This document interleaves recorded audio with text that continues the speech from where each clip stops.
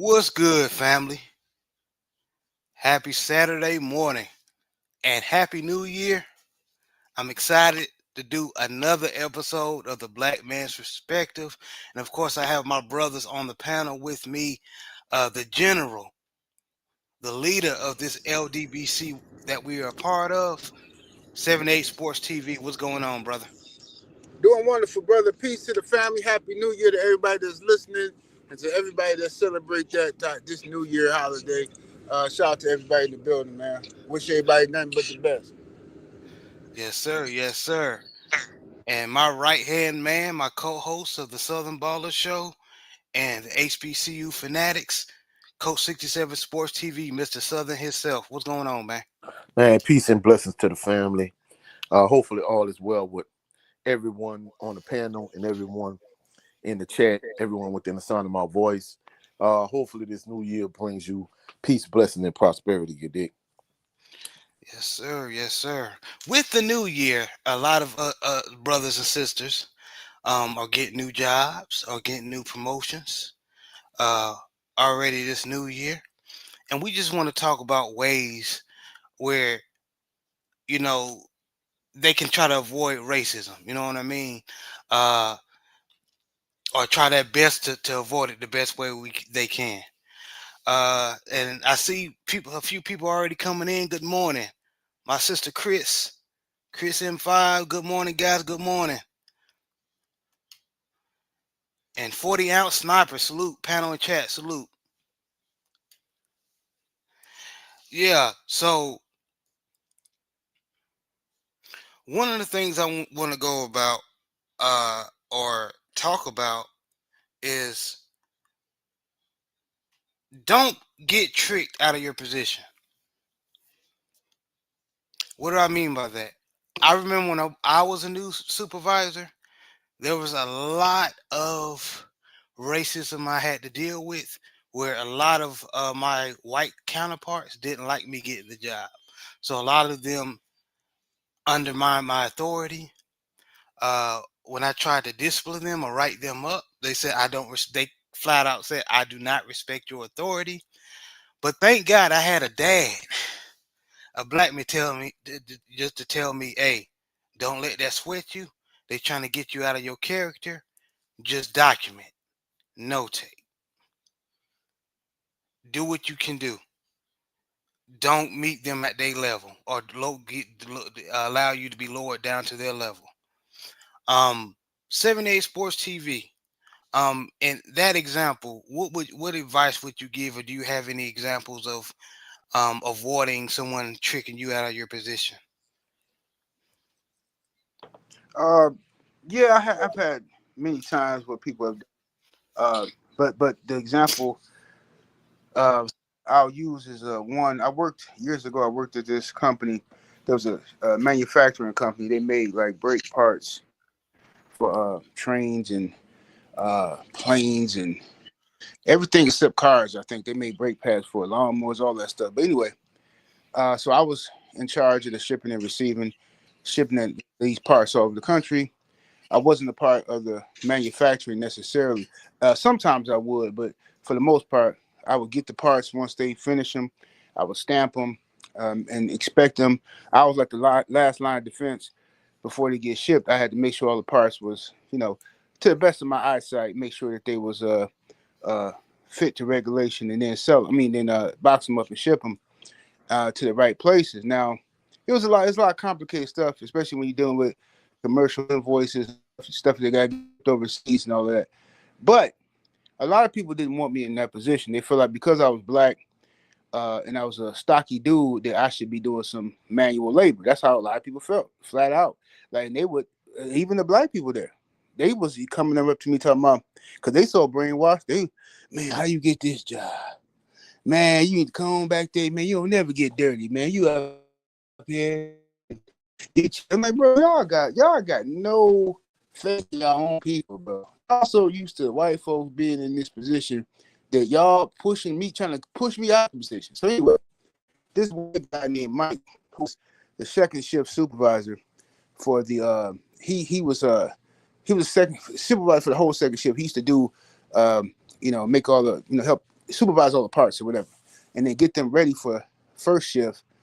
For me, when I come in the morning, I got to inspect them and ship them. So one day I come in and it's a bunch of parts up there, that they had worked all night to fix to make.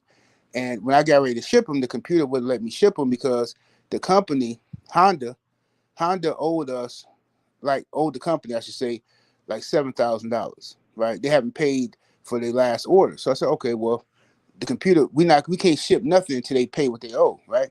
So the parts were still there. So when Mike come in second shift, he raised hell. Man, what the hell is this? Oh, this guy doesn't know what he's doing. You got this guy up here. He doesn't know what he's doing. I worked all night to get these parts out. He ain't shipped them. I said, "What you talking to me? Yeah, you don't know what you're doing. This guy, let's get Sue back in here and do this because this guy haven't shipped the part." So everything in me wanted to just hit him in his mouth and beat him down to nothing, right? And I Right. had to calm myself. I said, you know what? I said, let me calm down, because he don't know what he talking about. He think I don't know, because he underestimated me, but he don't know what he talking. So I calmed down, roll his little rant, and then, like I said, I'm young at the time, so I still had a lot of that in me. So a lot of that street shit was in me. So I said, okay, come on, calm down, kid. So I'm talking to myself. So, and he pushing every button, right? He pushing every button. So then when the president of the company come out, right? He hear all the commotion, right?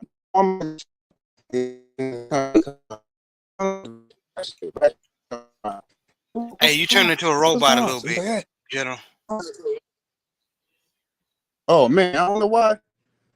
Y'all can't hear me? You can hear you now. You can't hear me, brother? You hear me good? Let me know if I go out again and I just get on my computer. All right. Can y'all hear me? Yes, sir. Okay. So vice president of the company came, and the foreigner of the shop came out, and he said, okay, well, issue. He said, man, I worked all night. He said, Mike, I worked all night. Had my whole shift, get these parts. Hey, General, you might have to go to Actually, your computer, parts bro, had to be bro, ready. because it's doing the robot again. Okay, I'll be right back. All right. All right, Coach. While we waiting on the General, give your example of when somebody tried to trick you out of your position or try to get you out of your character, like the General gave example the General gave.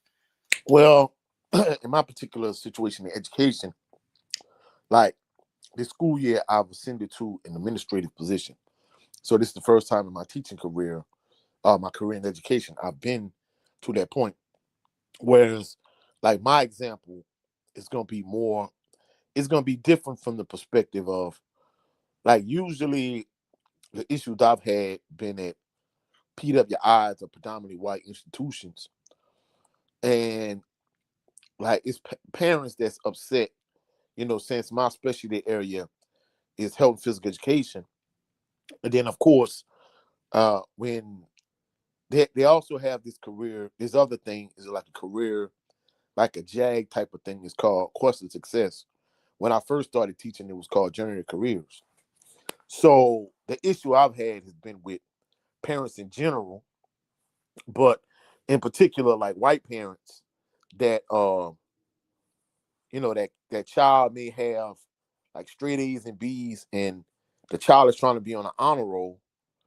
And what'll happen is the child will have that 1C in in in health, not in health and physical education, right? And instead of the parents saying like, hey, why you didn't dress out every day?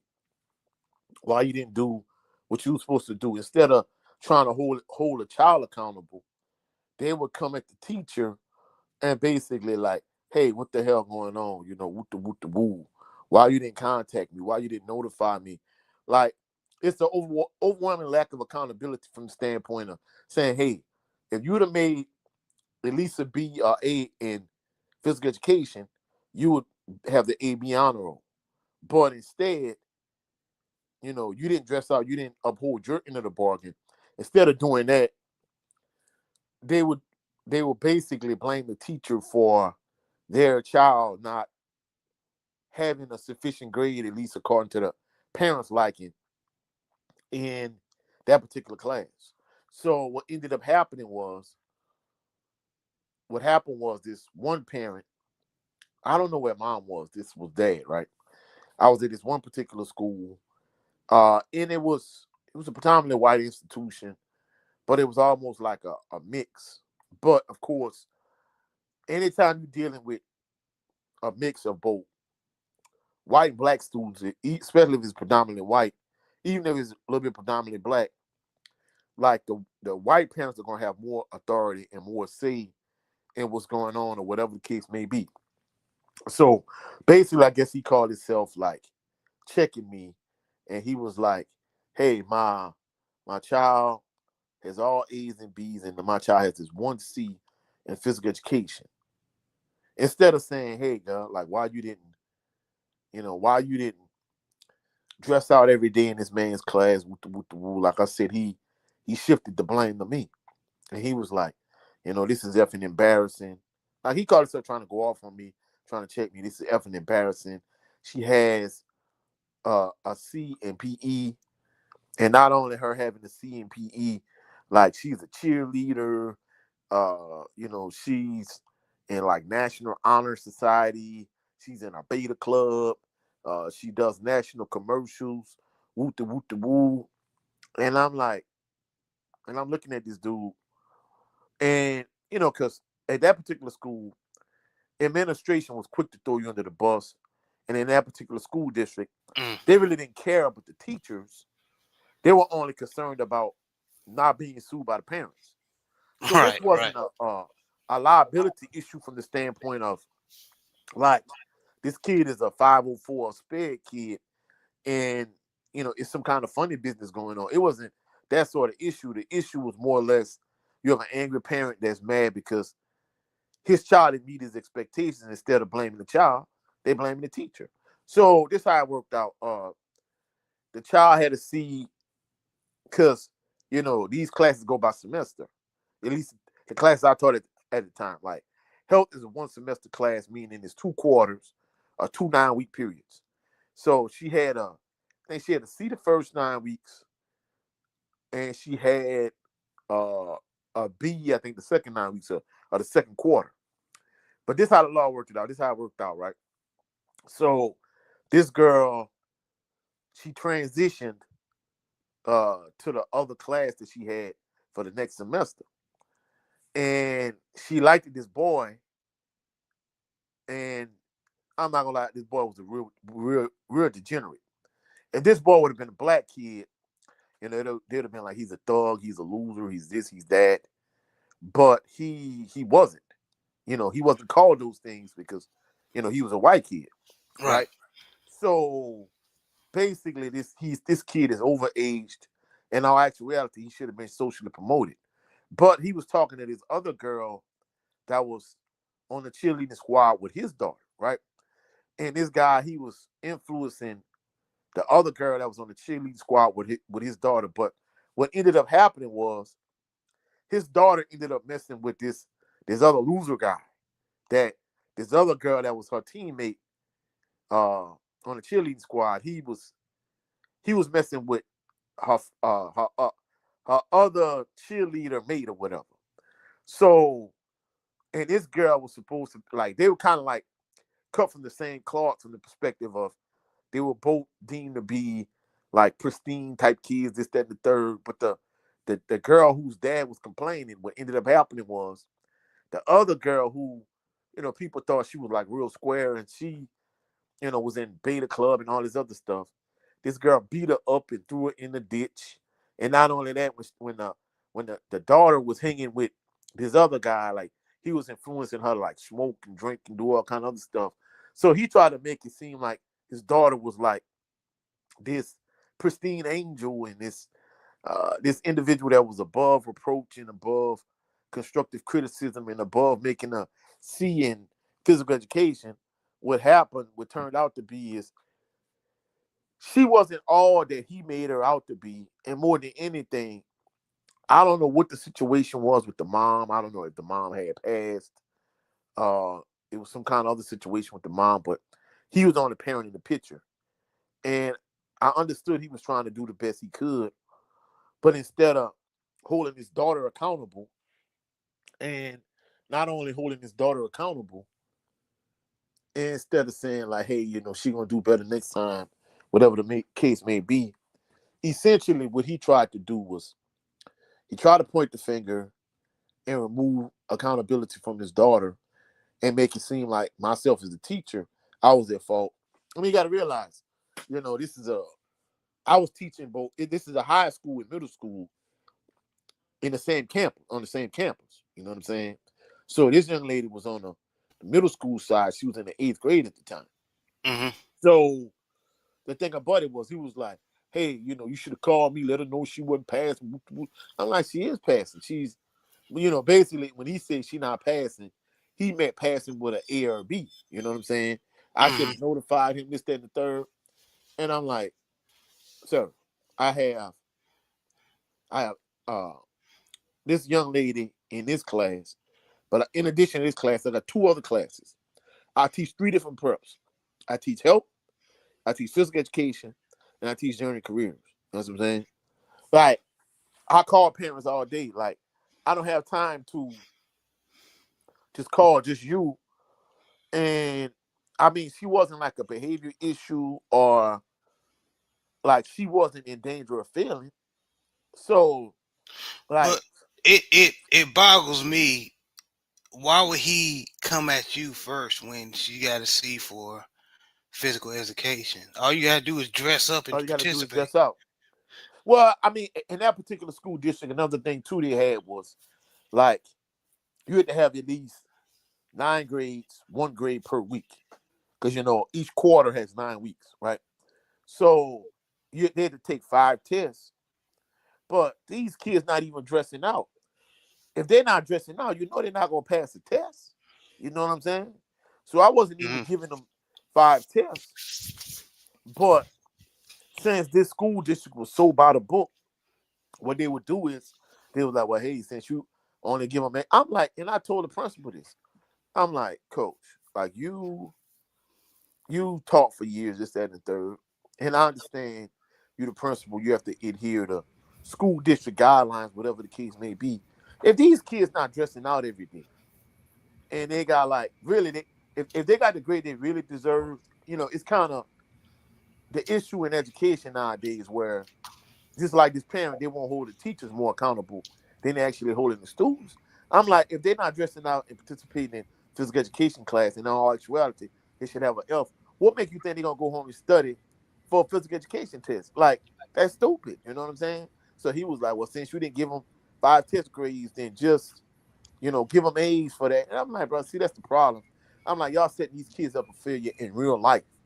But like you said, in terms of that parent, it was just a way to deflect accountability from his daughter. And essentially, what he wanted his daughter to be, this pedestal he tried to put her on, she wasn't that in real life anyway. You know what I'm saying? So, after that school year, or maybe the next school year, I ended up leaving from the school in the school district. But at the end of the day, this is an example of, hey, you're a black teacher, my daughter is white, and why does my daughter have a C in this N-words PE class? Essentially, that was the gist of it. That's crazy, man. Salute to Devon Johnson, my brother. Morning, y'all. Good morning, brother. Good morning. My brother 86 Ghosts. He's at morning all my Baltimore Raven family coming in. What's going on? What's going on? Um, so we got 78 back on, man. We can hear you, man. All right, all right. Let me know if I crack up. Otherwise, I don't know what's going on. But yeah, No, you fine right now. Yeah, we can hear you loud and clear, bro. okay, bet. Yeah, what I was saying was at that job. So the guy, the second shift guy, Mike, he got upset. He started talking crazy to me. When he came in the next morning and he saw that the shipment wasn't out. He don't know nothing about shipping. He just mad because they told him the shipment had to be ready for me to ship it out by the morning. And he get back. the next day, second shift, and they're still there. He upset. So instead of asking me, he started snapping. So the vice president come out, the foreman and Bob come out, and they talking.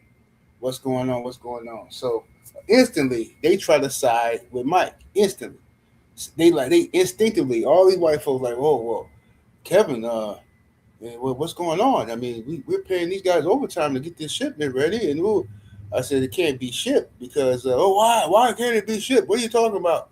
I said Honda still owes us $7,000. The computer wouldn't allow me to ship it, even if I try to override it, it wouldn't allow me.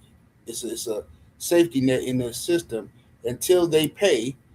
And then he said, "Oh yeah, you're right about that. They do owe us money." Yep, you're right. Good job, Kevin. Hey, Mike. Well, look, yeah, he can't send. They owe us money. So Mike's like, "What? You mean to tell me you got this guy running stuff, and how is he gonna make a decision and this and this and that?" He said, "No, it's not him running nothing. It's the computer is telling him he can't ship it." Ooh, so he never apologized to me. Nothing, right? He hot. He hot. He pissed off, right? So this is how they got me though. I want to say maybe about 4 months later. About 4 months later, they needed me to they something was up with shipping on second. They had nobody. It was a lot of orders. They needed some shipping on second shift, right? Hmm. And, they needed shipping on because we only had shipping on first shift.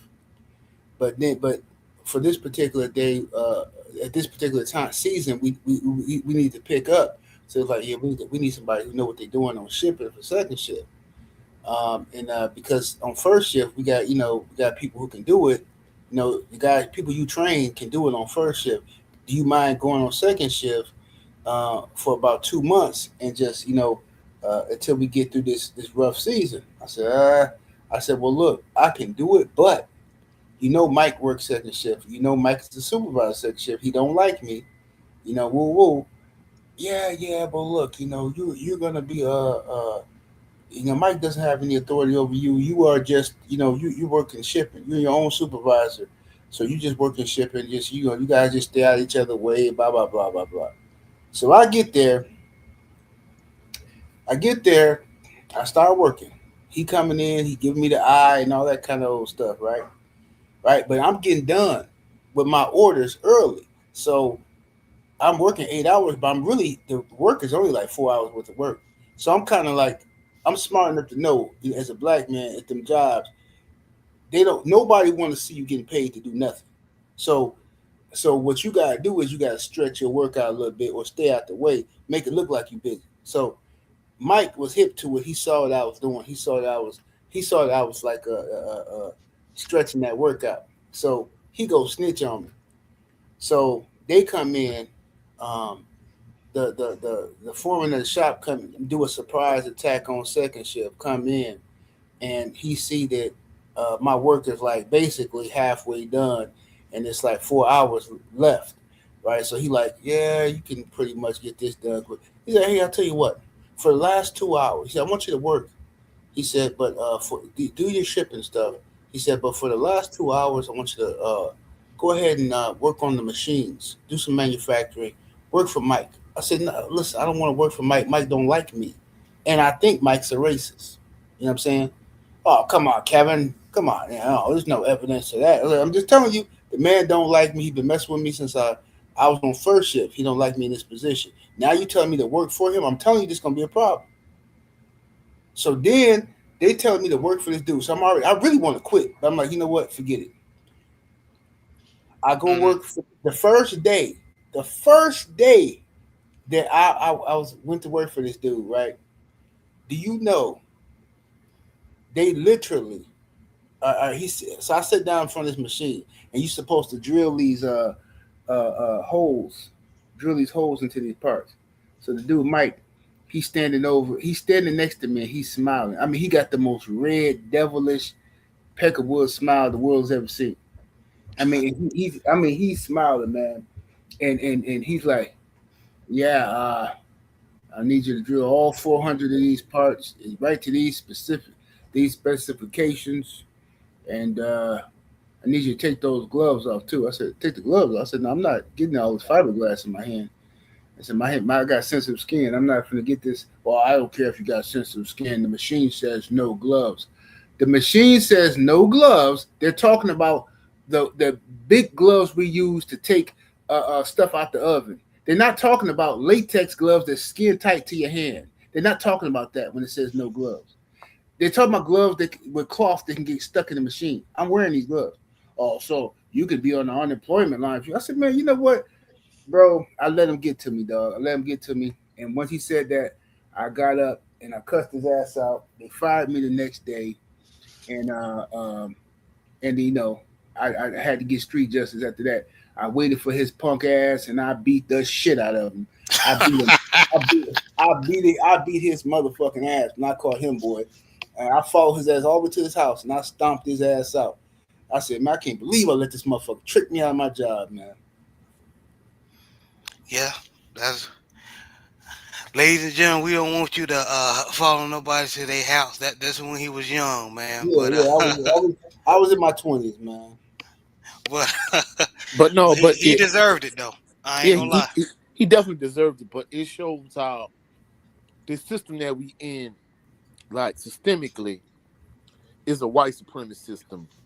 And no matter a black man, no matter how educated you are, how skilled you are, how knowledgeable you are, whatever the case may be, like you still an N-word to a lot of these people, you know. Okay, so and you 100% right. Um, but that I want to pivot to another question based on what you said. Um, so now that we're all older, and we've experienced all this. How would you give an example how to deal with the established, what I call the established racists at the job? So let me explain. Like Mike, who has he does the job well, has seniority, has pull from the higher ups.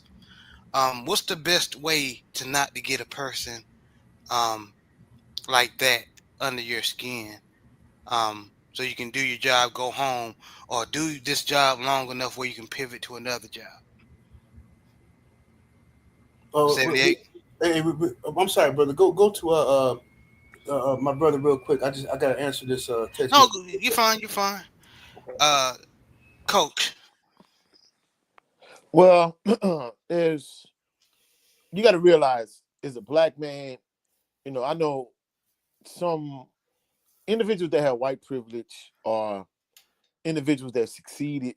If you black or whatever the case may be, we're gonna say like the Candace Owens types, the Hodge twins, Jason Whitlock. These individuals gonna act like racism and systemic racism does not exist. However, it does, whether you want to acknowledge it or not, whether you want to admit it or not. There's only two ways you really could avoid it. Either A, you could do like our brother the general, and you know, you can make it up to a point in life where you can kind of be your own boss and do your own thing. That's one way. Or the other way is, I hate to say it, I'm gonna just be truthful. To a certain degree, I guess you kind of have to kind of go along to get along and do what you need to do. This is 7-8 tagline. Do what you need to do until you can do what you want to do. Because, you know, whether people acknowledge it or not, like you're always gonna be on a job where I'm not gonna say always on a job, but you're gonna be in situations where racism is systemic. You know what I'm saying? And what I mean by that is it's not just the individuals that's in these different positions. You know, it's the system as a whole. And you know, I'm gonna kind of give an example. You know, like I remember like early in the school year. You know, it's no knock against the there was this, you know, I'm a disciplinarian, and the master teacher, she's a master teacher, so she was just basically asking me like how does discipline work or whatever. And I tried to explain it to her, and she didn't understand. And I was like, well, ma'am, you know, I know, you know, the master teachers, they go to, at least in her situation, she goes to a couple different schools, right? So, and I was basically trying to tell her like the school that we are at, it's a predominantly black school, right? And the other school that she services, I mean, they have a lot of black students there, but it's a predominant white school. But they have like a lot more students than we do. They probably have triple the amount of students we have. And as a result, like their discipline is harsher and stricter. Like you can commit something and you might get suspended, whereas at our school you might commit the same offense and basically commit the same offense, and I might give you after school detention according to our like policy or whatever the case may be. Even if I don't like give you like after school detention, like you might get in school suspension, whereas at that school you might have out of school suspension.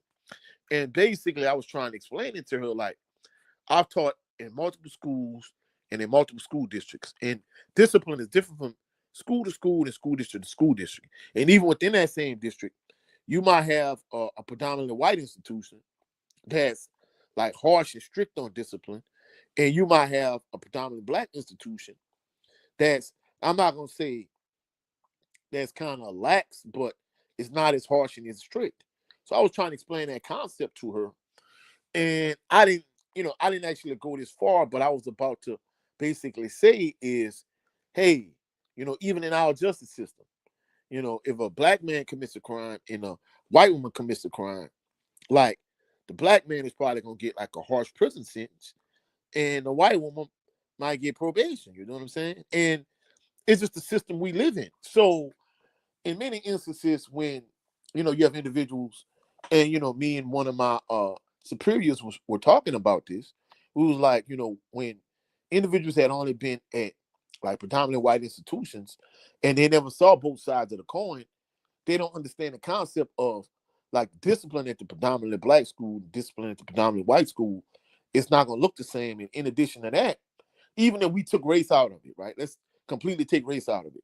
If you got a school with like 400 kids and then you got a school with 1,500 kids, that school with 400 kids or 450 kids, or whatever kids may be, they might be a little bit more lenient when it comes to discipline because they don't have as many students, right? But you got this school with 1,500 kids, the least little thing they do, they're trying to get those kids out of there. So at the end of the day, like, it's the system that we live in. Like, things don't operate the same. There's double standards when it comes to certain things.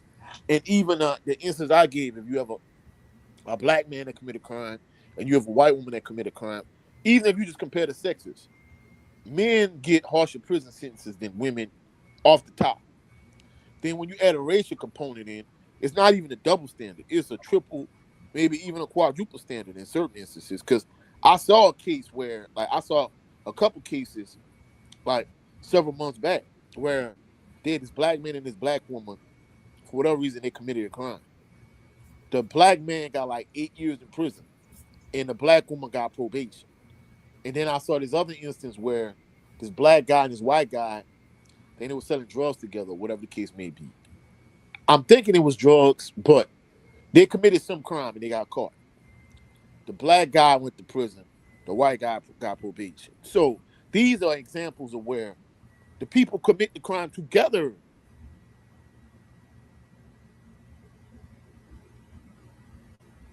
Y'all there? Yeah, coach cut out. Oh, okay. Coach, if you hear us, you cut out, man. If it's a white What's person, Yeah, there you go. they probably get probation. And just for me to get ready and land my plane, even if you look at the way they handle certain things in this country, like the opioid crisis versus the crack epidemic, even those situations were handled differently. Because, I had a family member that had this little medical issue recently, and they wouldn't even give them like strong pain medication to deal with the issue they had because of the opioid crisis. Whereas the crack epidemic, they really could care less about it. You know what I'm saying? If anything, they had a war on drugs. So you treat one individual like a criminal, and you treat another individual that has some type of illness. So, this is the country we live in, and this is how we operate from a systemic standpoint. Yeah, man. And salute to Jay Barr. He said salute the family in chat. Appreciate you. And good morning, J the Six. Appreciate you coming by, brother. And 78. I think Go ahead. What you about to say, Coach? Coach cutting out. Yeah, and I think he delayed a little bit. But 78. Same question to you. How, now that you older and your experience, how would you give example or advice how to deal with the established races at the job? Well, if you have to, what I'm saying, me, I hate the idea of working for them people, but if you have to, you all gotta do what you gotta do to get a position, do what you want to do. I think that if you have to, then I think you have to. This is what I do. I always tell brothers this. All right, you have to go into a job, 8 hour. You work 8 hours, then for that 8 hours, you can be anybody you want to be. So just tell yourself, play psychological games with yourself. I'm playing a role for 8 hours. For 8 hours, I'm gonna have these Peckerwoods think that I'm Joe Blow, okay? And I'm gonna go up in here and I'm gonna do this job, and that's what I'm here for, to do a job. They're paying me to ride this forklift and put stuff on top of the shelf. That's what they paying me to do. So I'm not here to get involved with workplace politics. Oh, Keisha sleeping with James and James mad at Keisha. Who cares? That ain't my business. I'm here to put this forklift and take this forklift and put this pallet on top of that shelf, number 5, right? That's what I'm here to do. Well, I'm here to work this, Right. file, file this paperwork, whatever. So, as long as nobody comes in my face and disrespects me and calls me a nigga, a boy, or anything like that, then my job, I'm gonna stay in character. I am an actor. You understand? All right. I should be working on Broadway with this acting I'm finna do up in this Joker for 8 hours. That's what I'm finna do. I'm finna be an actor. And when I get out for that job, how many times we see people at the job and we see them and we think they one way, then you run into them at the gas station and this nigga talking about, oh, what up, dog? What's up, nigga? What up? Like, huh, this nigga don't talk like that. This how he really talk though. But see, he at work putting on the front because he already understand the assignment. I'm here for eight Exactly. hours. I'm here for 8 hours. I'm not here to make friends. 8 hours, I'm an actor. You understand me? I'm an actor. I'm Denzel Washington for 8 hours. And when I leave up out of here, I can be myself. Right? So I'm gonna do what they paid me to do. That's what you gotta do. When the problem we have at these jobs is too many brothers come into them jobs with the attitude of I'm gonna keep it real. I'm me at all times. You can't do that when somebody else is paying you. You can't. YouTube pay us for to be on the YouTube joint, right? But I can't come on here and fully be myself and expect these white folks to still pay me. How am I gonna do that? I can keep it real, but I'm gonna have to sneak certain information in. You know what I'm saying? I can't come on here and talk the way I want to talk, cussing the way I want to cuss, and then expect advertisers to still. No, everybody got to play a game. You do what you got to do until you're in position to do what you want to do. Period. Facts, man. Facts. hey, and let me add on to what the general was saying. My mom, she's a retired educator also, right? And me and her was joking a few nights ago about how she used to code switch, right? And she would be at this, predominantly white institution, and she would call me, and her and I would talk on the phone, and I'd be like, "Hey, good doggone what you don't talk like that? You're so Yeah, funny."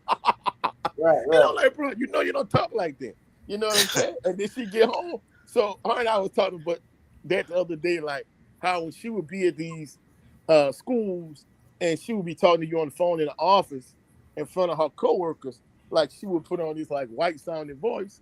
But when she get around you, like we talking normal, you know what I'm saying? So we was watching the playoff game the other night, and basically I said something, and she was like, "Do you talk like that in front of the students?" I say, "Hey, I know how to code switch well. I learned from the best." She knew what I was hinting at in regards to her, and then I started telling the story. We just started laughing. You know what I'm saying?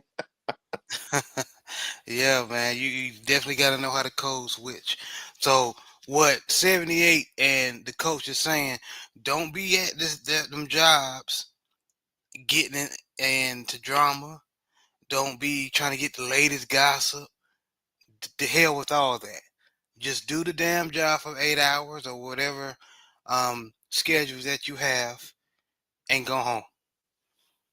Your main objective is to work the job so you can get paid, so you can get a check. That's it. Until you can find something better. That's all. You ain't trying to be nobody's friend. You ain't trying to um I can go as far as like them little office parties, job parties. They be trying to have like after work. Don't even go to that. Am I going overboard when I'm saying that, fellas? No, I don't think so. I think that some people you could. I think you gotta be strategic with that kind of stuff. Like for instance, I'm just gonna keep it 100. If one of the workers invite me to something like that, maybe I don't go. If one of the bosses or somebody who got some juice in there invite me to it, I'm going for politics reasons. You know what I'm saying? Yeah. That's how I see it. I'm gonna go and you know what I'm saying. If the manager or something tell me, hey, Kevin, you coming to the Christmas party? Can you make the Christmas party? Yeah, I'll make it. You know what I'm saying? I'll see what I can do. I go up in there because the manager. So now that's politics, and now I can stay in good graces with this joker here, or maybe earn me some brownie points. It's all politics. Because some people like, I ain't playing the politics. I'm like, cool, don't play it. But somebody at the job gonna play it, and they're gonna get promoted faster than you. Just so you know. Yes, Yeah, sir. I agree with that. Like if just for politic reasons, if you want to go politic reason, I agree with that. Go ahead, coach. and just to piggyback off what the general was saying, uh, politics. Anytime, like I learned in this when I was at Southern in this graduate program, this grad school class. As long as you're dealing with people and political processes, you're gonna have to deal with politics. Because one of these classes I was in, like when I was in undergrad, this dude was like, "Hey, I'm gonna just coach football. I'm gonna let the politicians deal with the politics." And we were like, "Man, that ain't the case. You're always gonna deal with favoritism, nepotism. You're gonna deal with some type of politics when you're dealing with people in political processes, right?" And then in addition to that, you know, everything you said was accurate, Jared. But I'm gonna kind of add a layer onto that. Like I've been in my teaching career, I've been to 7 different schools, right? And 5 of those schools were predominantly black, and 2 of those institutions were predominantly white. And the thing about it is, I know you're gonna talk about it a little bit later on in the show, but when you're at the predominantly white institution, they want you to fit in for one, and second of all, more than anything, is compliance. They want you to comply with whatever the culture at their school is, however they do things, however they operate. And in certain instances, like last year at the previous school I was at, they was writing me up for stuff that wouldn't even be like write-ups had I been a white person. Just to give you an example, right? I was coming from one school district to this other school district. I'd only been at this school for like a month, right? And they had a situation where someone was hunting in the woods, like behind the school or whatever. At least that's what a couple of the kids that was on the football team that I was assistant coach of, that's what they thought. So, like at the previous school, like we had a couple lockdown situations, and they didn't announce like code red, code blue, code whatever. They didn't announce anything. They just held us and didn't let us They didn't let the kids transition from one class to the next class. They didn't even let them transition. They didn't tell us. They didn't tell us nothing. So at the time, at this predominantly black school, I was engaged at the time. Either I was engaged or I was married, right? So I went to pick up my wife's youngest daughter from daycare or whatever. And another coworker, she was picking up our grandson. And her car pulls up next to my car, and I kind of crack the door. She opens the door, and I hear my phone ringing and her phone ringing simultaneously. And the principal come with a robocall basically saying that, hey, a student at school had a gun, woo, and everything was fine. You gotta notify the parents and let them know that everything was all right or whatever. And this lady was like, Coach, we was at school the whole day, and they didn't tell us nothing. And I'm like, yeah, that's crazy. So that's how they handle lockdown at the previous school I was at. Whereas at this school I was at last year, literally, they had 15 parish cop cars put up. Like literally, 15 cars. You got a cop with an AR-15 standing in front of the cafeteria. So it goes to show you, like, when you at the black school, it's like, when you at the white school, everybody on high alert, and nothing really happened if you ask me. So the issue was, they was like, well, we still on soft lockdown, meaning you could move around the building, but you got to move within the covered parts of the building, under the roof. You can't go to the outside part, right? So what happened was, I got the boys at the locker room. The white lady, she got the girls at the locker room, and I forgot something because they had it set up to where the kids could pay to get their clothes washed and dry instead of taking them home every day. So I'm like, oh, I forgot this stuff in the machine. Let me go throw it in the dryer before we go to lunch. So I went running there to do it. I didn't think she was gonna take the kids, but she just took the kids, right, and went out the front. So she went through the cover part of the building. I only been in this school a month. I didn't even know, like, I didn't know the whole building like the back of my hand. Even though the school wasn't that big, I'm still learning. So I'm just figuring I'm gonna run out the back and catch him, right? So they just had installed a camera in the gym. So they ran the camera back and they saw me go out the back door. So the principal was like, Coach, I need to talk to you in my office during your planning period. And I'm like, all right, cool. Something is no big deal. Like, she wrote me up. And I'm like, you write me up? I'm like, ma'am, like, lockdown procedures at this school and at the previous school, which is in another school district, are different, for one.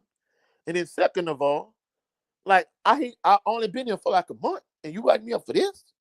So, and it got to the point where, they were like writing me up for like the least little, like, stupid thing, you know what I'm saying?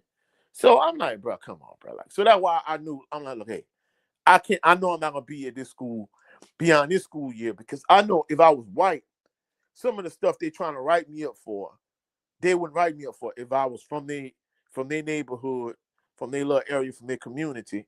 They wouldn't write me up for some of this nonsense. It was like nonsensical. So even when you doing everything mostly right, they trying to get you on like little nonsense. So you gotta play the game from a political standpoint, Yeah, yeah, you do have to play the game. And now, unfortunately, you will have some of your own people, uh also, um that are sent to check the temperature most of the time, by management or maybe fellow co-workers, especially if you're in management or a supervisor. You may have some of your own people that are under you try to undermine your authority on purpose, because they just basically being a coon. Um, how would you give advice on how to handle that situation when it comes to our own people at these jobs, not um just purposely trying to be a thorn in your side? 78, I'm going with you first. Me personally, bro.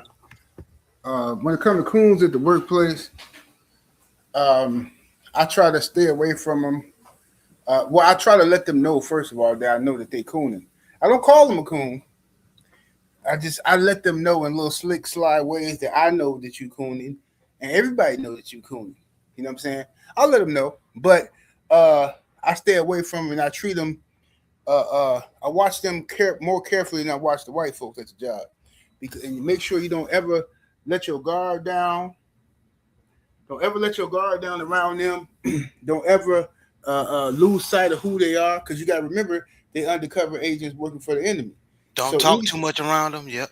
absolutely, don't let your guard down. Talk around them, because you start talking about stuff, problems you having at home, or oh man, my son this, oh my daughter that, my girl, I gotta go over here. He gonna run right back to the white folks and put dubs on it. He gonna switch up what you said and put some extras on it and all this type of stuff. And yeah, his son got locked up. Yeah, his son out there selling dope.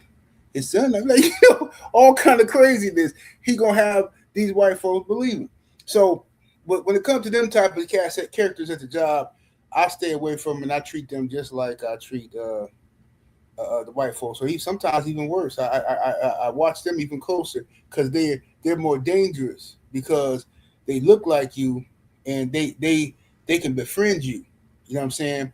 If you ain't careful, they could befriend you and then they and betray you, get close enough to betray you and stuff, and sneak you and try to take your position. Or if they think you in line for a promotion or something, if they see that this supervisor or this boss or whoever might like you and might think highly of you, that here come this coon doing the best of his ability to try to get you out of favor with them folks. So. Uh, I'm glad I don't have to deal with that type of stuff no more. Um, I can have my own businesses for I don't know 17 to 20 years. I can't remember when, but I know. No, I ain't gonna say that long. Probably about 15 years. I didn't have my own businesses, but I think that uh, when I was there, man, I stayed away from raccoons because they're the worst. They is the absolute worst. Man, I done had dudes train me, and I'm thinking that I look at some of them guys as mentors. Like, hey, look, this is a good brother right here. He'd show me the ropes and stuff like that, and then as soon as white folk come around, his whole attitude, everything switch up. This one Mhm. brother, look, I had this one brother. He told me he was training me. He said, "Hey, man, look, man, me and you. Now, listen to this. Now, he said, me and you is." Uh, we two of the most solid brothers in here. He said a lot of these dudes in here is straight sellouts, man. You know what I'm saying? He said, I've been watching you for a while. So I wasn't gonna talk to you normal at first because I didn't know if you was, what I'm saying, you was one of them, the brown nose and the ass kissers. He said, but I see you a solid young brother. So I'm gonna give you the game. I'm gonna teach you everything I know up in here, man. So you be qualified to do this and that. You could be up for promotions, blah blah blah. He said, but me and you gotta stick together. I'm gonna watch your back, you watch my back. You hear something about me, I hear something about you. We let each other know. He said, man, so I'm like, okay, this is cool OG right here. Give me some game right away. So I'm in my early 20s or mid 20s or whatever. This dude in his like late 50s. So I'm like, okay, cool. He taught me everything, right? Everything. So I'm like, okay, cool. He solid. I had his back. I wouldn't let nobody talk bad about him. Man, bro, I could not. I was so hurt, bro. That man, Oh, they called me into the office one day, right? Because I had got into it with this white woman named Sue who disrespected me, and she came over like she just was real insulted. She was jealous because I had by this time I had taken over the shipping and receiving department. She was jealous because she runs the shipping and receiving department over next door for the other plant. So she just didn't like that. It took her forever. She in her 60s, and here I am, some dude in my 20s, and I already got promoted, right? And with the help of old boy. So she looking at like this, was and that, right? Like, okay, this is some bullshit. So kind of the way they felt when Obama got elected, like, oh, the country's changing and all that kind of shit. So then all of a sudden, they called me to the office because I checked Sue. I didn't cuss her out, no, I just checked her. I told her don't ever speak to me like that again, right? So she went, of course, crying and oh my God, he was so threatening and all this old stupid shit. So I told the management what happened. I said she's lying. I said I didn't threaten her. I didn't curse her. I didn't even raise my voice at her. So I said she came up to me and she had some paperwork that I brought next door. One of the papers that the office stapled together was for me and not for her, but it was in the middle of the pack. So when I'm looking through the mailbox or whatever, I see that it's a thing. I see the package. It's for next door. It's for Sue. I look at the first couple of pages. This is for Sue. So I said, okay, well, this is for Sue. I didn't even look through every page. I took it next door to her. She comes over, bro, and I mean she is hot. She comes stomping over like somebody just stole some out of her purse. She like, can you read? I said, who? Me? She said, yeah. Can you read? I said, what are you talking about? Can I read? She was like, see this? This is for you. This is not for me. This is for you. I said, well, what the hell is you mad for? I said, if one piece of paper within all of that was for me and not for you, what are you so upset about? So what? And I said, don't ever come over here again, ask me, can I read, and jump it bad like that in my face again. Don't ever do that again. Treat me with the same respect I give you. That's all I said to her, literally, word for word. She didn't like the fact that I stood on her. So She goes talk to them white folks. She white too, by the way. So Mm-hmm. so then they called me in the office. He said, "Hey, so what happened with Sue?" I told him exactly what I just told y'all. And they got the dude who trained me, the black dude who trained me, the OG. He up in there. So I just know he got my back. Man, I could not believe in front of all these folks. This man said, "Hey man, look, you gotta do a better job of getting along with people. You can't. Hey man, this ain't the streets, man. You can't." I said, "What? The streets, Oh bro? no. Bro, my heart, man, my heart was crushed, bro. I didn't. I lost my. I didn't know what to say. My heart was hurt so bad, bro. I just looked at him and I almost wanted to cry. I could not believe this brother said that in front of them white folks, bro. I was crushed, bro, crushed. And after that, I never trusted another nigga at the job again. That's crazy. Yeah, cause he go on like he said all that bullshit behind closed doors, but he's gonna protect his job. He's gonna protect his best interest. Absolutely. Which I don't blame him for taking the best interest, but like you're not gonna sit down and analyze. Okay, is Kevin or is 78 like this? Is he uh, a troublemaker or does he start stuff with people? No. So I'm not, but he just don't believe the perspective, their perspective or the connotation they wanted to create it um, for you. Uh, Salute to my brother Joseph Townsend, man. Says salute to the family. Uh, and 40 ounce sniper said I had to learn the hard way uh, of where I truly stand at my current workplace versus who I thought I was to them people. Yeah, man. Jada Six said the show Game of Thrones can be applied to real life, unfortunately. Yep. And my brother Big Reg, he said, "What up, everybody? Good morning, Big Reg. Appreciate you for coming by." Yeah, man, that's messed up, man. I can give you. I keep telling this story, but it's very fitting. It's similar to your same story. So I had a homeboy. Um, I was a supervisor. He was like a senior supervisor, and he knew this older gentleman at the job. He was in his 60s, right? And the older gentleman got in trouble for well, what happened? This lesbian sister went to HR because supposedly the older gentleman, brother, the older black dude, said something that she didn't like, referring to lesbian. So the old man said, "No, I didn't. She lying," whatever the case may be. Um, but because my homeboy being, and they have had rapport with each other. They knew each other for a few years. He pulled the old man to the side and said, "Hey, I'm not supposed to be telling you this because technically it's under investigation. I'm just looking out for you. Okay? So uh I'm not supposed to tell you we don't think you did this, but you need to say this or this or this." And because she's saying something else. But so he's trying to basically look out for him, right? Behind closed doors on GP.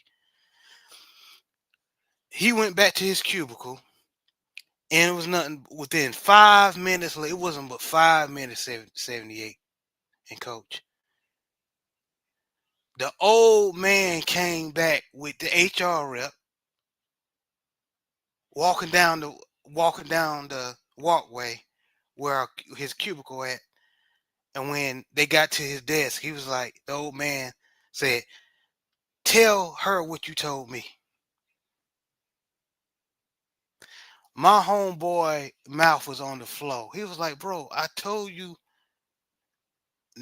Like he was looking at him like you. He couldn't believe it. He was like in shock, like you were when homeboy didn't have your back. 78. Um, he said he denied it. Because if he would have He agreed, have to deny it. Had yeah, to. if he would have agreed, he would have lost his job like that. If he's like, I don't know what this, I don't know what this dude talking about. I ain't tell him that. But outside of work, he said, man, what the fuck wrong with you? Why'd you do that to me, man? And I'm trying to look out for you. I thought we were cool. I thought, I was trying to have your back, nigga. And he talked to, excuse the language, but he was, he was talking to me real. That pissed him off. That hurt him. And you know what the old man said? He was like, man, I gotta look out for my family. I I got kids to feed and everything. And my homeboy said, fuck that nigga, you built like that, nigga. Don't ever talk to me no more. Lose my number. I don't fuck with niggas like you. Yeah. Yeah. That's what he. Yeah. That's So what he should have did. That's what he should have did, bro. I couldn't see myself mess with dude ever again. But it's people. You gotta be careful who you try to help, man. You gotta be careful who you try to help. Try to put a bug in somebody's ear, and they go right there and throw you under the bus, knowing because they like, well, if I'm going down, I'm taking everybody with me. and this supposed to be a supposed back in the day he always say he was some OG from Chicago, in the streets and everything. Well, I can see why you moved, nigga. 'Cause you a rat, you a snitching ass nigga, ain't you? Oh, bro, man. Yeah, yeah, y'all gotta be careful who you talk to, Yeah, especially at the all jobs, man. that. Listen, whenever somebody tell you they're OG from Chicago, man, right away be suspicious, okay? Because lately every nigga who tell me that end up being a weirdo. You know what I'm saying? Because when you an OG, it speak for itself. You ain't gotta say nothing. Yeah, yeah, man. Yeah, man. Uh, Another thing, because I got a lot I wanna, because I don't want to take up your brother's time. Um,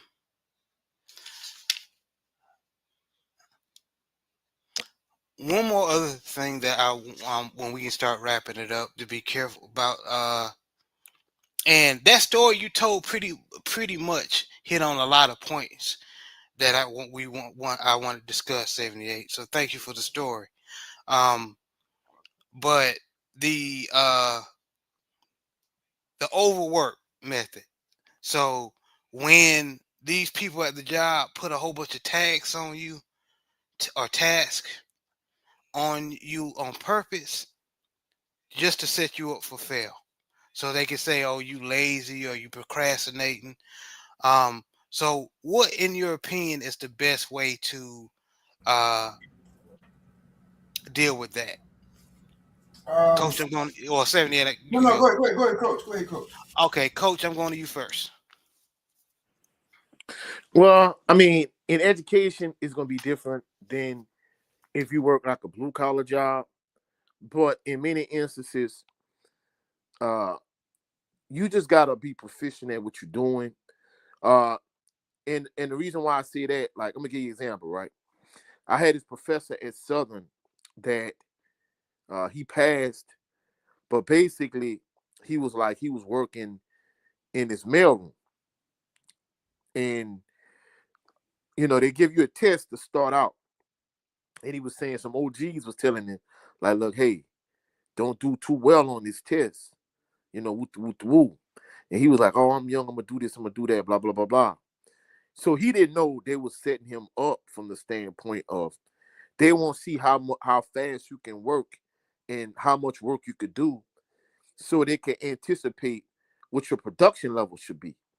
And the OGs would tell him like, man, slow down, slow down, slow down. But he kept working fast, and he didn't know they were setting him up. And essentially, they found out like it was like a test where they gave him like he threw out so many packages like within like a minute. I'm talking about like heavy packages or whatever. So they knew like, hey, when it comes to your production rate, you should be able to throw out this amount of packages during the course of a day. And the OG was trying to tell him, and he just didn't. He was like, oh man, y'all was right. He was like, man, we tried to tell you, but you just didn't want to listen. You know what I'm saying? So when it comes to that type of thing, uh, like y'all brothers talk about, at least for me in the administrative role, you have to have your documentation in order. And basically you gotta be on point. got to be on your P's and Q's, and you just got to kind of be cautious of your surroundings. You know, who you're dealing with, who you could trust, who you can't trust, whatever the case may be. I know I'm blessed to be in the position that I'm in now, because, you know, even though this is my first administrative role, you know, my superiors, they kind of doing a good job showing me the ropes. So at the end of the day, I think you have to kind of be on point. If you have a blue collar type job, if you have a white collar type job, you're administrator, whatever the case may be, you have to be on top of your paperwork and you have to be on top of your documentation. Right. And that's one of the big things. Documentation. Always document. Always document. 78, how would you combat the overwork method that they may try to pull to set you up for Um, failure? yeah, I agree with everything Coach just said. That about that, because a lot of brothers, when you first get a job, that's what you do. You try to show out and make sure you show them you're a good worker, but you setting the standard. You know what I'm saying? When you do that, but when you black, they oftentimes try to overwork you. And what I would do is document everything like that. I would document each day that I'm doing X, Y, and Z, and all of that. And I would question certain things and point it out. You know, it depends. To be honest with you, I hate to say it like that, but it depends on how bad you need the job. Because sometimes you ain't, if you ain't got the power. Sometimes you ain't got the power to be talking shit. You know what I'm saying? You ain't got the power to be complaining. Right. You know, so it depends on how bad. So if you know it ain't your job, I worked at one job. I'm supposed to be doing maintenance. You know what I'm saying? But they got me doing security because I'm black and I'm a big dude. She's like, yeah, well, you know, we ain't got to have no security guard. You know, we got this nigga here. You know, he can do security. That's how they was looking at me like, well, shit, he can do some security work for us. So I heard them talking about hiring a security guard to patrol the lot at nighttime, but then they end up having me do security. So I'm like, wait a minute, they got me doing 2 jobs for 1 pay. So what I did was, instead of complaining, I did it. And I waited until they started complimenting me and all that kind of shit. And yeah. And I started even making up stories. Yeah, I had to chase this crackhead off the lot. You know, I'm making up shit. Yeah, I chased this crackhead off the lot last night. Yeah, it looked like he had a knife or something. I chased him up. Oh, yeah, you okay? Yeah. I'm getting it out there. I'm planting seeds. And then when it's time for me to go ask for a raise, I brought all that shit up. I got my raise, too. But then I ended up quitting the job anyway, though. I ended up quitting because they were racist in the motherfucker. Some old weird shit happened. That's a whole nother story. But yeah, I ended up quitting. Hey, if you got time, if you want to talk about it, you can, man. Well, they was racist. They at the job, basically, this dude was, I think I told this story a long time ago. This guy who was the supervisor, ironically, his name was Kevin too. But he thought it was a good idea. He was a racist, right? But he used to every night listen to Rush Limbaugh and Sean Hannity's show on the radio. And oh yeah. Right, so for that, so he thought that this Mark thought that he could just he got nervous around me, right? You could tell he used to be around black people. So he started saying stupid stuff. So he said, yeah, he started telling me some nigger story about how when he was younger, he was a kid, and he was desegregation, and when blacks started coming to his schools, and he wasn't with it, and he was ignorant. I was ignorant back in those days, you know. I remember we chased this black girl home, and we beat her with rocks and bricks and stuff like that, and she was bloody everywhere. I'm like, yo, what the? I don't want to hear what kind of fucked up ass stories is. And he's like, oh no, I'm just telling you how times have changed. And how I said, listen, bro, all you did was make me want to fuck you up. You know what I'm saying? That could have been my auntie or something. I don't know what the fuck you talking about. So, all right. You know what I mean? So anyway, I went and told on his punk ass. I told him, I said, look, because I was uncomfortable working with him after that, after he talking that kind of shit. So I told Human Resources. I played their game. The Human Resources, they had a meeting and made him apologize. That was one of the best days of my life. watching this fucking racist white boy apologize and kiss my ass. Boy, did he kiss my ass. You know what I'm saying? He was in there crying and shit. And I'm sorry. I don't know what I was thinking to even say something like that to you, Kevin. And I had no right and all that old shit. I'm like, yeah, that's right, Peckerwood. You know, I'm sitting here, I'm laughing, but he got the last laugh though. He started doing weird shit. Like I go in the bathroom, mind you, I'm doing maintenance, so I go in the bathroom to make sure the bathroom's straight, and it's a big ass pile of shit sitting on top of the fucking toilet. Like somebody purposely left a pile of shit on the toilet. You're like, the fuck is this? Right? Ain't nobody in there but him. Right? I'm like, man, what the hell is this? Oh, I don't know who did that. I don't know who did that. Right? But then it's my job to clean it up. See? So yeah, that job didn't work out. So he got the last, he won in the end because I ended up quitting this shit. You know what I'm saying? And yeah, and that's a good example of what we talking about when I mentioned what I call the established racists at the job, Right. who's racist, but he knows the job, been there for a while, but they do little fucked up shit, little underhanded shit to the black employees that stand up for themselves, not good little boys or good little girls that behave themselves as far as in the way they want. So you actually did one of the things that I recommend, which go to HR, and now HR in your case, 78 HR was able to dish out some punishment or apprehend him with some, making him apologize. Now, with my experience, that's not always the case. HR my HR situation where this white lady called one of my employees that worked under me Aunt Jemima. Said she looked like Aunt Jemima. So when I reported that, What? yeah. So when I reported that to HR, basically I it was so bullshit I can't remember what they said, but nothing happened. So I documented, and unfortunately that old black lady, she quit. Um, but that later put that in my mind. Okay, I need to make a pivot out of here. I don't want to work in an environment like this. So yeah. But yeah, that is the protocol I recommend. Go to HR. Um, because if it's vice versa, they'll go to HR on you.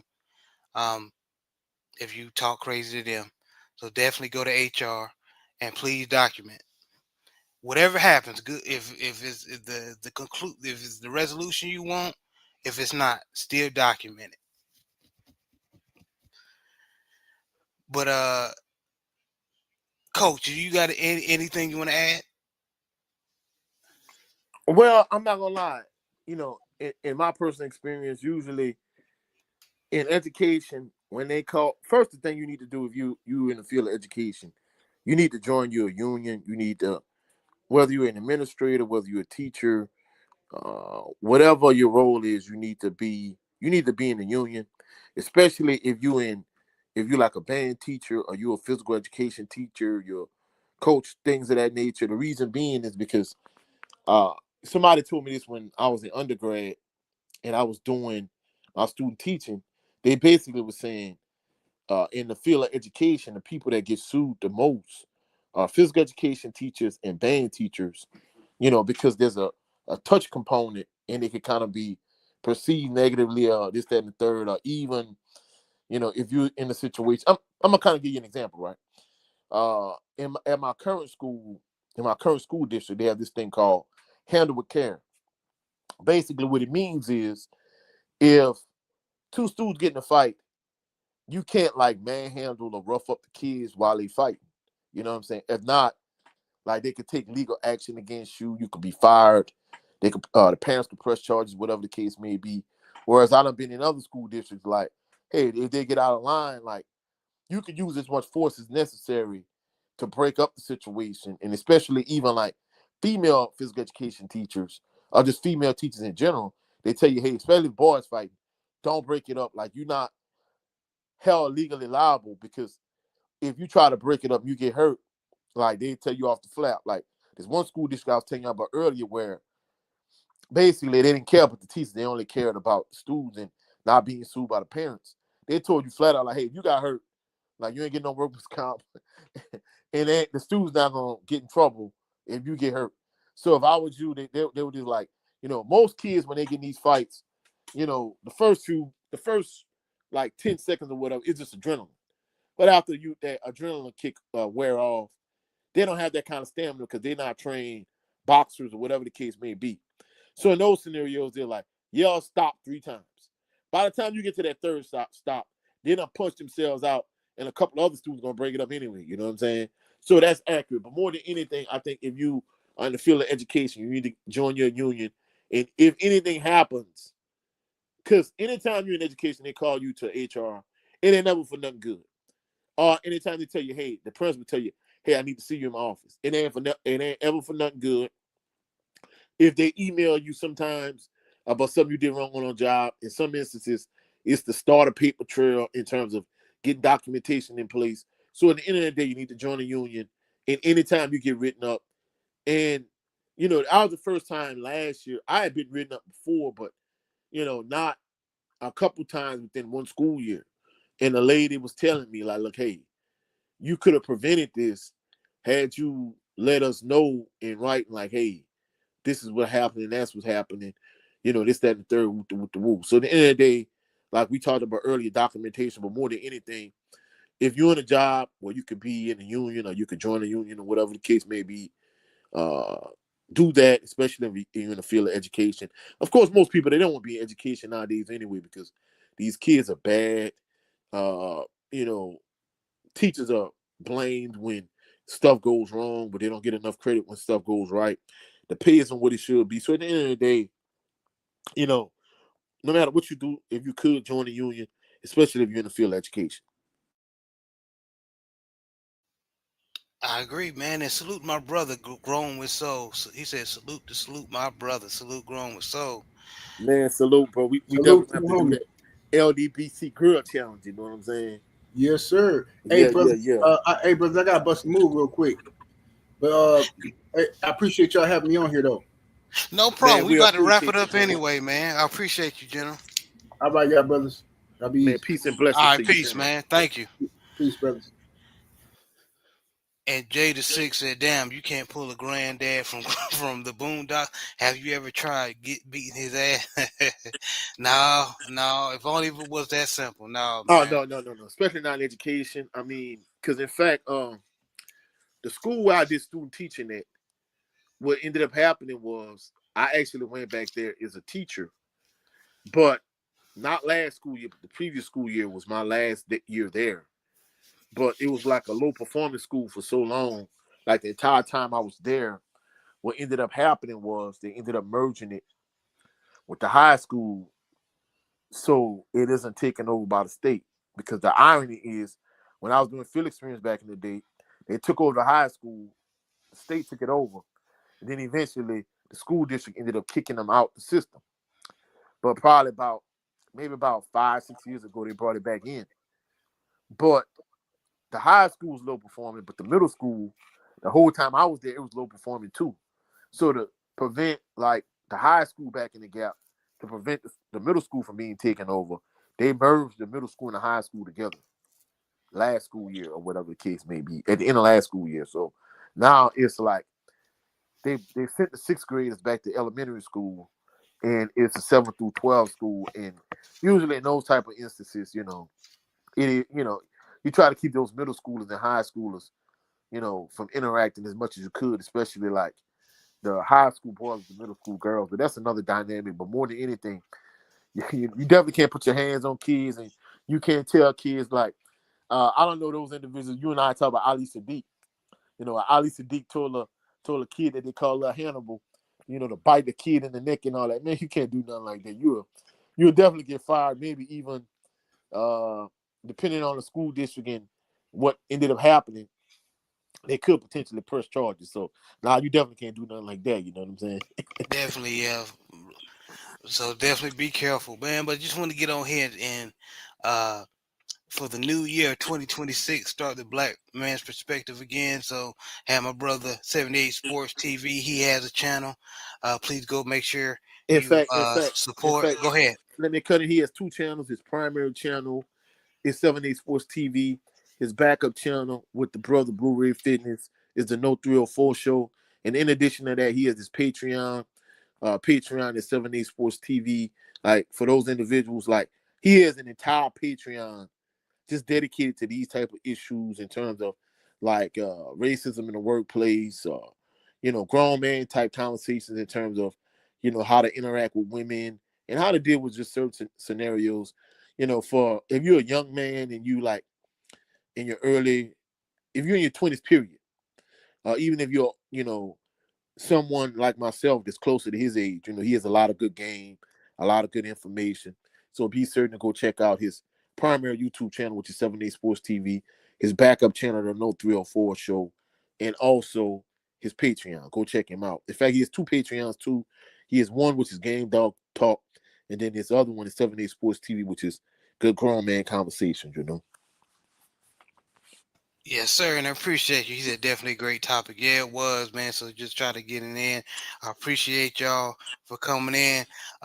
Please make sure y'all hit the like button, share, subscribe. Even if the four people that come in and catch the replay, please hit the like button, share, and subscribe. I really appreciate the support. So we're gonna try to do this every other Saturday if our schedules are aligned. Also, we're gonna start the doing our the wire analysis again. Yeah, Um, somebody just asked me, but then recently they was like, "Man, coach, football season over. Y'all going back to talking about the wire?" Yes, we are.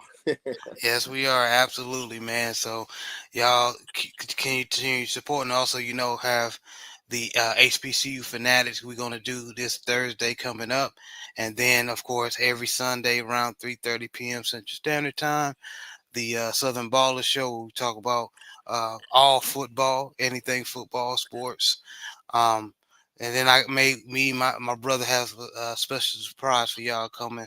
We trying to work on it. So, but y'all wait and see. We cooking up something for y'all. Yeah, But yeah, and later on today on my channel, I'm gonna probably go live maybe about 5 o'clock ish. I'm gonna talk about HBCU and Southern University transfer portal news and breaking news. So y'all be mhm. sure to come through later on to check me out today. Yes, sir. Yes, sir. Please check the brother out. But appreciate all y'all that came by to just listen. Even if you came in being nosy and you don't really support my channel, I appreciate you anyway. But those who support, make sure you like, share, subscribe. Appreciate it. Um, but this was another episode of the Black Man's Perspective. Y'all be blessed. Have a blessed weekend. Peace and blessings.